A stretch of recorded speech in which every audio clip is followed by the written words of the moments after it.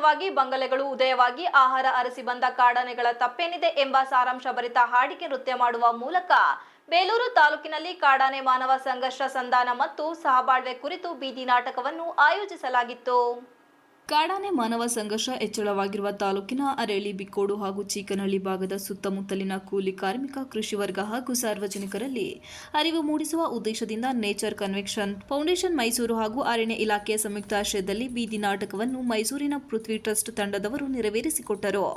ಕಾರ್ಯಕ್ರಮದಲ್ಲಿ ಈ ಹಿಂದೆ ನಮ್ಮ ಸುತ್ತಮುತ್ತಲಿನಲ್ಲಿದ್ದ ಬೆಟ್ಟ, ಗುಡ್ಡ, ಹಳ್ಳ, ಕೊಳ್ಳ ಮಾಯವಾಗಿ ಬಂಗಲೆಗಳು ಉದಯವಾಗಿರುವ ಕಾರಣ ಕಾಡಿನಿಂದ ನಾಡಿಗೆ ಮೇವನ್ನು, ನೀರನ್ನು ಅರಸಿ ಕಾಡಾನೆಗಳು ಹೆಚ್ಚಾಗಿ ಪ್ರತ್ಯಕ್ಷವಾಗುತ್ತಿದೆ. ಇದರಲ್ಲಿ ತಪ್ಪು ಯಾರದೋ? ಒಂದು ವೇಳೆ ಗ್ರಾಮದ ಮನೆ ಅಂಗಳಕ್ಕೆ, ರಸ್ತೆ ಮಧ್ಯೆ, ಜಮೀನಿನ ಸುತ್ತಮುತ್ತ ಅಥವಾ ಸಾರ್ವಜನಿಕ ಸ್ಥಳಗಳಲ್ಲಿ ಕಾಡಾನೆಗಳು ಮುಖಾಮುಖಿಯಾದಾಗ ನಾವುಗಳು ವಹಿಸಬೇಕಾದ ಮುಂಜಾಗೃತಾ ಕ್ರಮಗಳೇನು?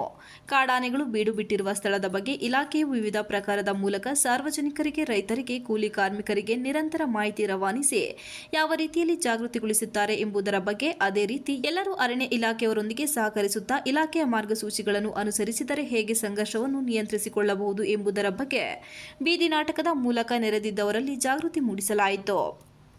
ಒಂದೆಡೆ ಕಾಡಾನೆ ಮಾನವ ಸಂಘರ್ಷ ಹೆಚ್ಚಿದ್ದು ಸರ್ಕಾರದ ವಿರುದ್ಧ ನಿರಂತರ ಪ್ರತಿಭಟನೆ ನಡೆಸುತ್ತಿದ್ದರೂ ಹಲವೆಡೆ ಸ್ಥಳೀಯ ಕೂಲಿ ಕಾರ್ಮಿಕರು, ಕೃಷಿಕರು, ವಾಹನ ಸವಾರರು ಸೇರಿದಂತೆ ವಯೋವೃದ್ಧರು ಸಹ ಇಂಥ ಕಾರ್ಯಕ್ರಮದಲ್ಲಿ ಭಾಗವಹಿಸಿ ಕಾತುರದಿಂದ ಬೀದಿ ನಾಟಕವನ್ನು ವೀಕ್ಷಿಸಿ ಉತ್ತಮ ಪ್ರತಿಕ್ರಿಯೆ ನೀಡುತ್ತಿರುವುದನ್ನು ಗಮನಿಸಿದರೆ ಇನ್ನಷ್ಟು ಇಂತಹ ಕಾರ್ಯಕ್ರಮಗಳನ್ನು ಪುನರಾವರ್ತಿಸುವ ಮೂಲಕ ಜನರಲ್ಲಿ ಅರಿವು ಹೆಚ್ಚಿಸಿದರೆ ಜಾಗೃತಿ ಹೊಂದುವುದಲ್ಲದೆ ಕಾಡಾನೆ ಮಾನವ ಸಂಘರ್ಷ ನಿಯಂತ್ರಣಕ್ಕೆ ತಾತ್ಕಾಲಿಕವಾಗಿ ತಕ್ಕ ಮಟ್ಟಿಗೆ ಕಡಿವಾಣ ಹಾಕಬಹುದು ಎಂದು ಕೆಲ ಜನಸಾಮಾನ್ಯರು ಅಭಿಪ್ರಾಯಪಟ್ಟಿದ್ದಾರೆ.